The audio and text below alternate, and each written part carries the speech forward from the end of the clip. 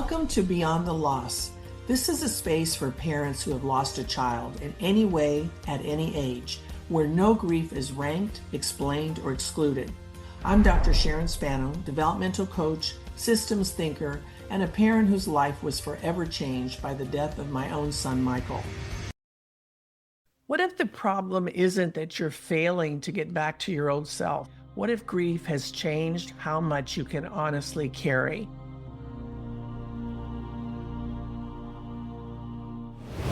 Welcome to another episode of Beyond the Loss. I'm Dr. Sharon Spano, and this season we've been exploring what I'm calling the hidden aftermath of child loss, the quieter realities parents may carry after the first layer of grief has been named.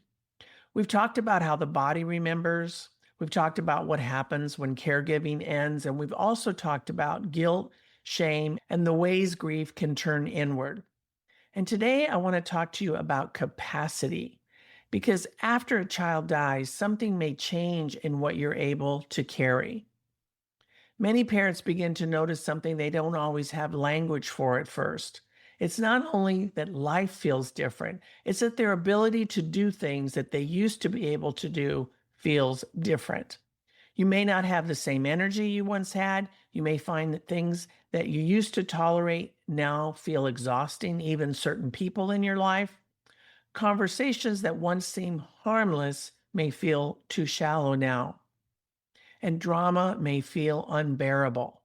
Urgency may feel louder than it used to, and even ordinary demands can feel like more than your system has room to hold. All of this can be extremely unsettling, especially if you've always been someone who has been capable, responsible, and used to carrying a great deal and just getting things done.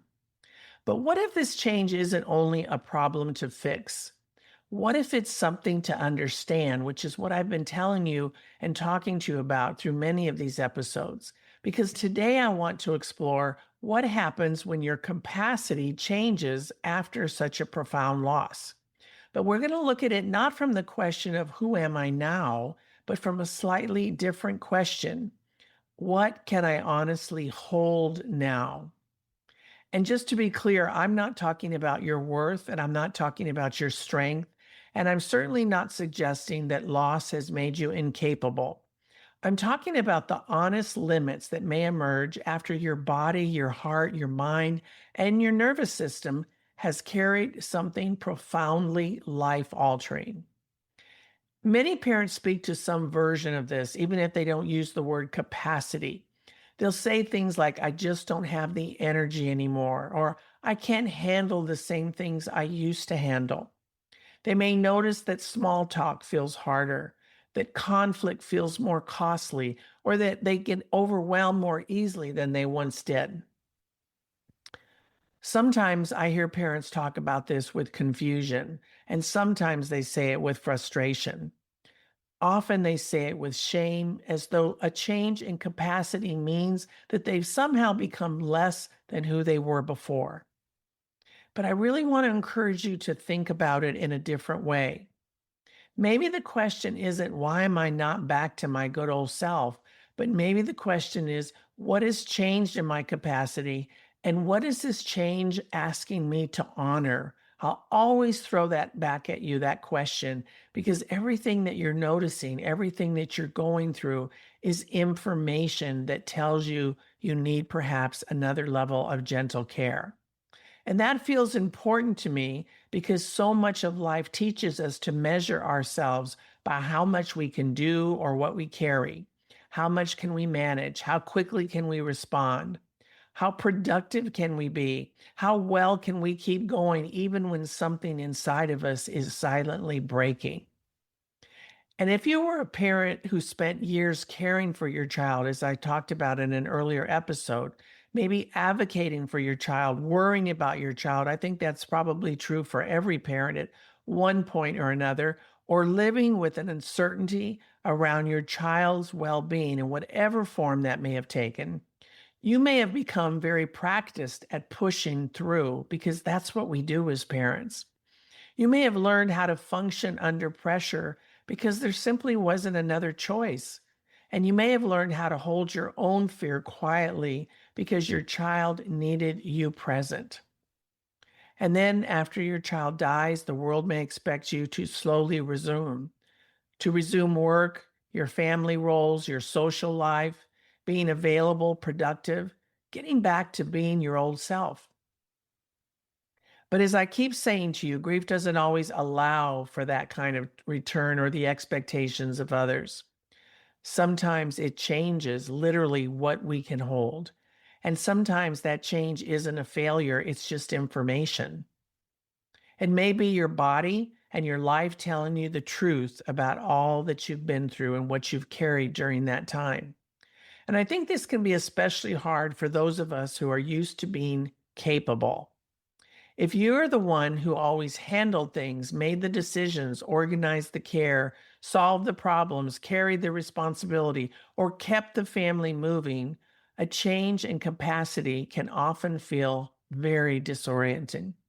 And you may not recognize yourself when you need more quiet. You may feel guilty when you can't show up in the same way.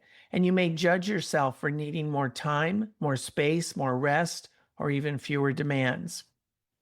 You may even wonder why something that used to feel easy now feels so very hard. And if the people around you don't understand, they may interpret this change as withdrawal, avoidance, maybe irritability, disinterest, or weakness. But from inside the grief, it may feel very different. It may feel like you're trying to live within a smaller margin. You're a smaller person than who you used to be. And it may feel like your internal system no longer has room for the unnecessary stress that keeps showing up in front of you. It may feel like your heart can't absorb one more demand without something in you shutting down. And I want to remind you that none of this means that you're broken. It may mean you're just more aware of the limits than you used to be, and perhaps, again, those limits deserve respect. I remember that after my son Michael died, I had to learn this in many, many ways.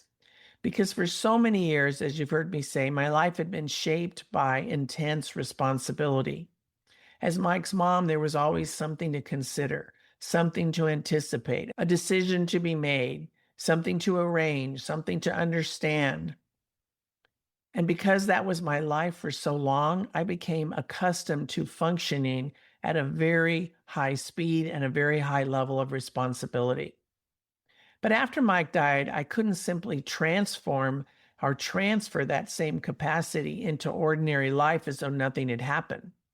But I did notice that my energy was different. You've heard me talk about having trouble holding thoughts and focusing. My tolerance of what I felt were mundane conversations was very different. My patience for things that felt unnecessary or superficial was different, and in many ways still is very different. And I don't mean that in a harsh or judgmental way. I mean that grief changed my relationship to what mattered and what didn't matter. Some things that once felt important no longer felt the same way or held the same weight. And some conversations felt harder to enter into or even leave. And some demands felt too costly. Some expectations felt impossible to meet. And at first, again, as I said earlier, it can be confusing because there's this voice inside of us that keeps saying, why can't I do these things anymore? But I want you again to consider a different question. What has this loss revealed about what you can or cannot carry? I know that's not a comfortable question, but it's an honest question and one that, again, deserves your consideration. One of the hidden parts of grief is that it can make you more discerning. And that may not sound like grief at first, but I think it is because after the death of a child, many parents again develop a lower tolerance for things that feel false, performative, rushed, or emotionally careless. It's harder to pretend, is probably the shortest way to think about it. Harder to participate in any kind of drama, harder to spend energy on things that feel disconnected from what truly matters. And it may also become harder to absorb other people's urgency when your life has already been marked by something so final, so irreversible, and so very real. And that doesn't mean that you stop caring about people. And I really want to stress that because I know it can feel that way sometimes, but it doesn't mean that you have to be cold or distant. It may simply mean that your nervous system and your soul are no longer willing to spend themselves in the same way. There's a natural response in the body and the heart and the mind that says, I need to protect myself. I need time. And this can create tension because the world often rewards overextension. It praises us when we keep going and keep giving and keep producing and keep smiling and keep making everyone else comfortable. But again, grief will always ask something different of us. And one of those things is it asks us to be more honest with ourselves.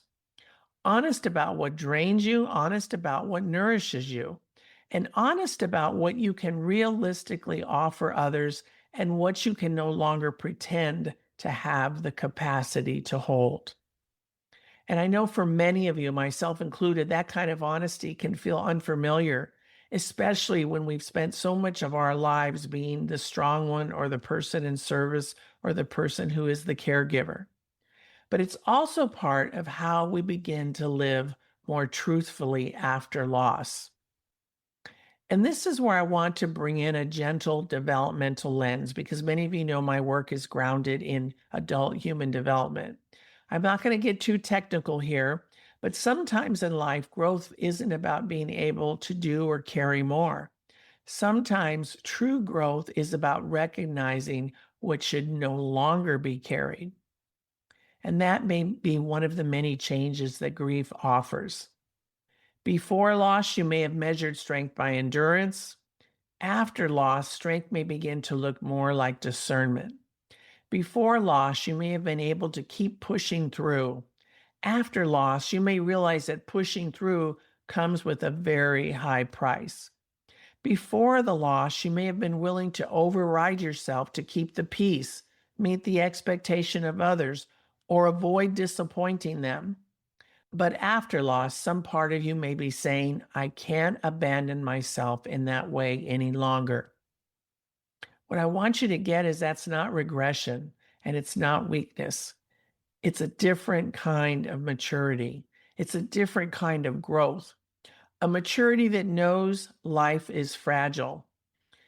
A maturity that understands energy is not endless, and a maturity that refuses to confuse performance with presence.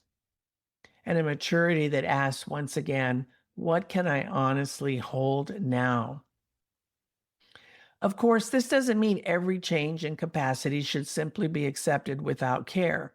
Sometimes a dramatic loss of energy, ongoing inability to function, intense anxiety, depression, or a sense that life is no longer livable may mean you need additional support. I stressed that last week as well. And I want to say that very clearly once again, because there's no shame in needing help or seeking therapy, medical care, grief support, trauma-informed care, or body-based support when grief has affected your ability to live, to work, to sleep properly, to connect, or to feel safe in your own body.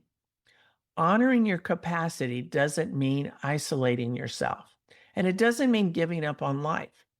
It means paying attention to what's true and then seeking the kind of support that helps you live with that truth more gently. Because change capacity isn't something to judge, it's something to listen to. And I can't emphasize that enough. Now, there's also a relational piece here. When your capacity changes, the people around you, as I said earlier, may not understand right away. And they may want the old version of you back. You can almost bet on that. The more available version, the more patient version, or the more socially flexible version, the version who could carry everyone else's needs without naming your own. And because they miss that version, they may not recognize that you may miss parts of that version yourself. I know I did. You may miss being able to do more or feeling more energetic. You may miss feeling emotionally steady. I'm sure you will. And you may miss being able to participate in life without calculating the cost. So this isn't only about setting boundaries with others. It's also about the additional sense of grief that we have when we lose that capacity.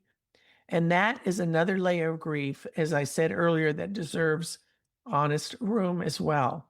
Because again, when our children die, when we lose a child, and then over time, we begin to notice these other layers of losses, maybe the loss of ease or energy or tolerance or innocence, of that former pace that I've been alluding to, being able to care about things that no longer seem to matter. These are not the central loss, but they are part of that hidden aftermath that we've been talking about. So I don't think the answer is to force yourself. I'll always stress that. I'm not ever asking you to force yourself back into your old capacity or your old way of being. I don't think the answer is to make grief the reason you never stretch again. There's probably a more honest place somewhere between the two, a place where you can acknowledge I'm not who I was in terms of energy, tolerance, and bandwidth, but also what kind of life is still possible from here. Maybe not the old life, not a life untouched by loss, but a life that respects the truth of all that you've carried and endured. A life where your yes is more honest and your no is less apologetic. A life where you don't have to prove your strength by exhausting yourself, or maybe even a life where your child's death doesn't become the only story, but where it's also not erased from the story of what changed you. All of this may take time and it may take support, and it may require, again, new boundaries, new rhythms, new language, and new permission. And it may require you to disappoint a few people along the way who were more comfortable with the version of you who could keep going no matter what. None of this is easy, but it may be necessary. Because sometimes the work after loss isn't to return to the same capacity.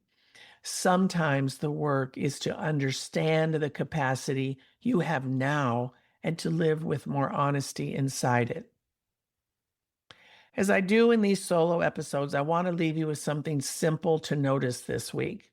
I want you to pay attention to one place where your capacity to do more feels different. It might be your energy, your patience, your tolerance for noise or urgency, your ability to work or to socialize or to care for others, maybe even to make decisions or just to stay emotionally available. When you notice that difference, try not to move immediately into judgment. Again, instead of asking what's wrong with me, ask, what is this sense of capacity showing me? What leaves me depleted more quickly than it once did? What do I no longer wish to carry? And what feels honest now, even if it doesn't match who I used to be? And perhaps more importantly, what has changed in my capacity and how might I honor that? Again, I'll never ask you to answer those questions right away, just to consider them. And you never need to make a dramatic change. Just simply notice we're increasing awareness here. One place where your life is asking for more truth. A slower yes, a clearer no, a little more rest, a little less pretending, or a little more care for the one who has carried so much. So in closing, if your capacity has changed, it doesn't mean you're failing. It may mean you're learning to live more truthfully inside what this loss has required of you. Maybe you can't hold or do what you once did. Maybe some things cost more than they used to. And maybe your tolerance is lower because your life has already asked too much of you up until now. And again, the question is not how quickly you can become who you were before, but what can you honestly hold? And if this is part of your story, I hope you'll meet it with tenderness, not consider it as a weakness or a flaw, but as one more part of the hidden aftermath that deserves language, respect, and care. Until next time, this is Dr. Sharon Spano reminding you to take gentle care on this grief journey.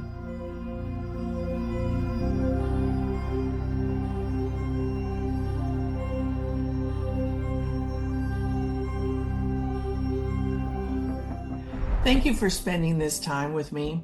If this conversation stirred something for you, you don't need to make sense of it right away. There's no timeline for understanding and no right way to carry what remains. Beyond the Loss exists to honor parents who've lost a son or daughter and all the complexity that this implies, and to support the professionals who walk alongside them without comparison, judgment, or explanation. Wherever you are in the long after, you are not required to arrive anywhere else. Until next time, take gentle care.